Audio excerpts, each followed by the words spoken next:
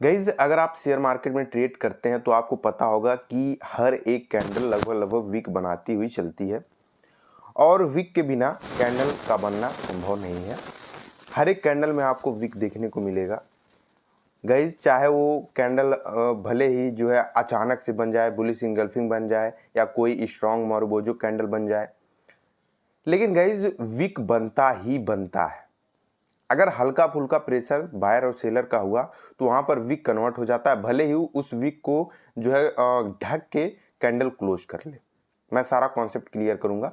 Guys market में बहुत सारे पैटर्न्स हैं जिसको लोग याद करके उस पर ट्रेड करते हैं, लेकिन क्या ऐसा संभव हो कि हर एक ट्रेडर को वो सारे पैटर्न याद हो जाते हैं? नहीं हो पाते हैं। तो गाइज आज की वीडियो में मैं आपको वीक का रिजेक्शन, वीक क्यों बनता है और वीक को देखकर आप समझ सकते हैं कि मार्केट का सिनेरियो कैसा है और मार्केट में होने क्या वाला है। आप एक एक कैंडल के वीक को देखकर आप मार्केट की साइकोलॉजी को समझ पाएंगे। ये वीडियो बहुत ही कमाल की है, बिना स्किप किए इस वीडियो को आप देखिए, बहुत ही मजा आने वाला है। मैं जानता हूँ मेरे पास डिजिटल बोर्ड है नहीं, तो गाइज मैं उसको क्रिएट करके एकदम अच्छे तरीके से तो नहीं समझा सकता, लेकिन गाइज मैं कोशिश करूँगा पूरा बेहतरीन समझाने की। ठीक है, तो बिल्कुल आराम से, अगर मान लीजिए थोड़ा सा बोरिंग आपको महसूस हो तो आप इसको जो है स्पीड को बढ़ा लीजिएगा। बाकी बिना स्किप किए इस वीडियो को देखिए, तभी आपको समझ में आएगा। आज के बाद आपको कैंडल ना जैसे लगेगा कि मेरे ही सोचने पे कैंडल बन रहा है, जैसा मैं सोच रहा हूँ वैसा ही कैंडल बन रहा है। चलिए हम वीडियो को स्टार्ट करते हैं। गाइज जब कैंडल आप देखते हैं, कोई हेल्दी कैंडल देखते हैं तो वो इस प्रकार से आप देखते होंगे, कोई भी हेल्दी कैंडल इस प्रकार से आपको दिखता होगा। और अगर कैंडल हेल्दी नहीं है तो उसके ऊपर वीक या उसके नीचे वीक आपको इस प्रकार से नजर आ रहा होगा। ठीक है, हेल्दी कैंडल का मतलब पूरा स्ट्रॉन्ग कैंडल जिसके ऊपर वीक ना हो, ना ही नीचे वीक हो ना ही ऊपर वीक हो, उसको कहते हैं हम हेल्दी कैंडल। ठीक है, उसका मतलब होता है कि जितना भी प्रेशर था, जितना भी ताकत था उस कैंडल पर लगा दिया गया है, चाहे वो बायर का कैंडल हो चाहे वो सेलर का कैंडल हो। अब बायर का कैंडल कौन सा होता है? बायर का कैंडल होता है ब्लू वाला, जिसको हम नीला वाला देखते हैं, और सेलर का कैंडल होता है रेड वाला। कौन सा? ये वाला। ये कैंडल है हमारा सेलर का कैंडल रेड वाला, और ये कैंडल है हमारा बायर का कैंडल। आई होप इतना तो आपको पता चल गया होगा। मैं बिल्कुल बेसिक से लेकर चल रहा हूँ, एक एक वीक की साइकोलॉजी को मैं इस तरह से एक्सप्लेन करूंगा कि सारा कॉन्सेप्ट आपका क्लियर हो जाएगा आज। गाइस जब कैंडल बनती है, कोई भी कैंडल फॉर्मेशन होती है, तो पहले वो छोटे से फिर बड़े की तरफ जो है बनती हुई आपको नजर आती है। ठीक है, नीचे के साइड बायर होते हैं। नीचे के साइड कौन होता है? बायर होता है। ऊपर के साइड कौन होता है? सेलर होता है। सेलर का काम होता है मार्केट को नीचे गिराना, बायर का काम होता है मार्केट को ऊपर करना। इतना तो आप समझ गए होंगे। अब कैंडल में विक जो बनता है वो क्यों बनता है? जैसे मान लीजिए ये एक कैंडल थी जो कि ग्रीन में थी, ये कैंडल ग्रीन में थी। इसको सेलर क्या कर रहा है? इसको ये कह रहा है कि भैया ये हमारा एक जो है रेजिस्टेंस एरिया है, अब रेजिस्टेंस एरिया के ऊपर तुम जाओगे तो हमारा नुकसान होगा, तो मैं इसके ऊपर आपको नहीं आने दूंगा। सेलर बोल रहा है इस कैंडल से कि अगर आप इस रेजिस्टेंस एरिया के ऊपर आओगे तो हमारा नुकसान होगा और मैं इसके ऊपर आपको नहीं जाने दूंगा। अब यहां पर क्या हुआ? मान लीजिए ये बायर यहां पर 100 रुपए लगाया था और सेलर भी 100 रुपए लगाया था, तो मार्केट पूरा एकदम आराम से चल रही थी। लेकिन जैसे ही सेलर यहां पर 100 को बढ़ा के 110 किया तो ये 100 के मुकाबले 10 रुपए कम हो गया। ठीक है, बायर का जो पैसा था ये सेलर के मुकाबले 10 रुपए कम हो गया। तब क्या होती है, ये कैंडल का जो ये ऊपर का ये बॉडी आपको दिख रहा है ना, वो नीचे आने लगता है। क्या होता है? वो नीचे आने लगता है आपको इस प्रकार से, ऐसे आपको आएगा कि ऐसे नीचे आने लगा। ठीक है, और जो ये ऊपर का पोजीशन आपको दिख रहा है ना खाली खाली बॉक्स में, यहां पर आपको ऐसे वीक क्रिएट होने लगती है। इसका मतलब क्या होता है कि अब ऊपर से प्रेशर आना स्टार्ट हो गया। प्रेशर कोई कैंडल को दबाता नहीं है, बस पैसा बढ़ाया जाता है, जिसको कहते हैं पैसे की एवरेजिंग। फिर क्या करता है, ये जो बायर है ये इस 100 रुपये को सॉरी कट गया, मैं फिर से समझाने की कोशिश करता हूँ।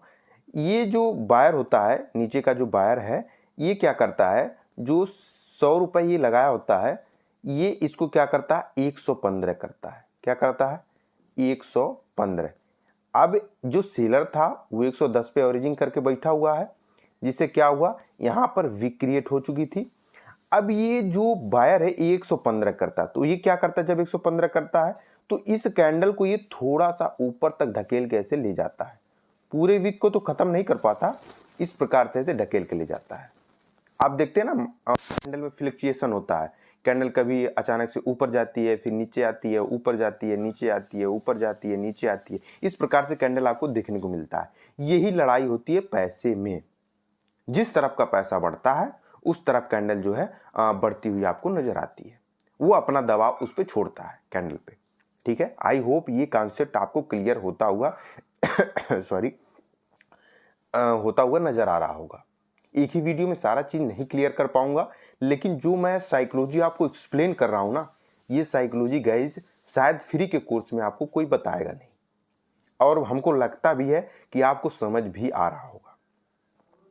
अब 115 करके ये इसको ऊपर करता है, तो ये क्या करता है, इस पैसे को जो 115 ये किया होता है, ये 115 जो ऊपर वाला सेलर किया होता है, ये इसको क्या करता है, 120 कर देता है।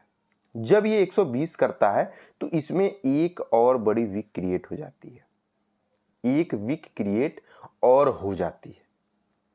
अब फिर जब ये जो नीचे का बायर है, जब ये फिर पैसे की एवरेजिंग करता है तो फिर से इसको ढकता है थोड़ा सा। अब जब 120 से ऊपर वो लगा देता है, जैसे ये 120 लगाया है, ये 130 लगा देता है, तो ये और भी स्ट्रॉन्ग कैंडल बन जाती है, यानी कि वीक को कवर कर लेती है, यानी कि इसका जो पैसा था इसको ये दबा ले जाती है। किस प्रकार, जैसे मान लीजिए यहां पर 2 पक्ष है, ये रस्सी है, यहां पर 4 लोग हैं जो रस्सी को खींच रहे हैं, यहाँ पे 5 लोग रस्सी को खींच रहे हैं। तो रस्सी को कौन खींच पाएगा अपनी तरफ, तो जाहिर सी बात है जहाँ पे 5 लोग रहेंगे वो रस्सी को अपने तरफ खींच पाएंगे। मतलब आप एकदम तो नहीं खींच पाएंगे, लेकिन अपना ताकत लगा के इसको थोड़ा सा 4 नंबर वाले को थोड़ा सा पीछे करेंगे। लेकिन अगर ये 4 नंबर वाले की जगह 7 नंबर आ जाए तो तब तो ये खींच ले जाएगा इस रस्सी को। तो इसी प्रकार से जहां का पैसा बढ़ता है वहां का स्ट्रॉन्ग कैंडल बनता हुआ आपको नजर आता है।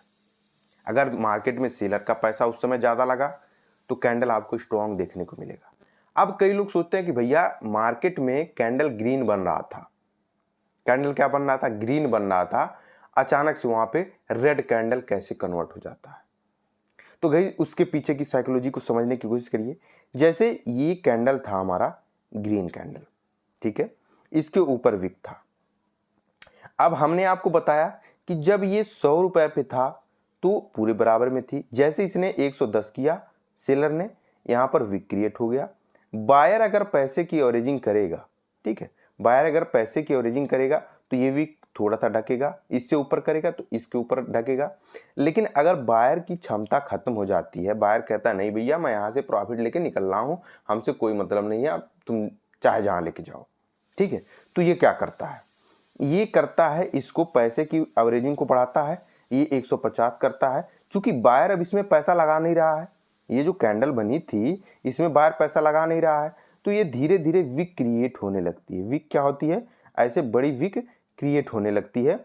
तब क्या होता है, जब विक क्रिएट होने लगती है, ज़्यादा प्रेशर ऊपर की तरफ से आने लगता है, तब ये कैंडल क्या होता है, ये कैंडल इस प्रकार से ऐसे बनाता है और ऊपर के साइड ऐसे विक क्रिएट हो जाती है, और वही ग्रीन कैंडल रेड में कन्वर्ट हो जाती है। कैसे, जैसे देखिए ये ग्रीन कैंडल है, समझने की गाइस कोशिश करिएगा, ये ग्रीन कैंडल है, ठीक है, तब तक ये रेड में कन्वर्ट नहीं होगी जब तक कोई भी सेलर, सॉरी यार गाइस, थोड़ा सा ये ग्रीन कैंडल है, ठीक है, और मैं वैसे जैसे बनाया था उसको रेड कैंडल वाले को फिर से बना देता हूँ। ये रेड कैंडल है और इसके ऊपर क्या है, वीक है। मैं क्या बता रहा था, तब तक ये वाला ग्रीन कैंडल आपको रेड में कन्वर्ट होती हुई नहीं नजर आएगी जब तक ये वाला, ठीक है, ये वाला पोजीशन वीक में कन्वर्ट ना हो जाए। जब यहाँ पर वीक कन्वर्ट हो जाएगा, इसके नीचे ऐसे मार्केट को ये क्या करेगा, सेलर ढकेलने लग जाएगा, यानी कि पैसे को बढ़ाता हुआ वो नजर आएगा, तब ये ग्रीन वाली कैंडल रेड में कन्वर्ट हो जाएगी। ठीक है, आई होप आपको ये समझ में आया होगा। गाइज मैं इसमें कोई ओपनिंग क्लोजिंग करके नहीं बता रहा हूँ, ज़्यादा मैं आपको डिटेल में जाके कंफ्यूज नहीं करना चाहता। मैं बायर और सेलर के प्रेशर का नाम लेके ही आपको समझाने की कोशिश कर रहा हूँ। आई होप आप इतना तो समझ गए होंगे।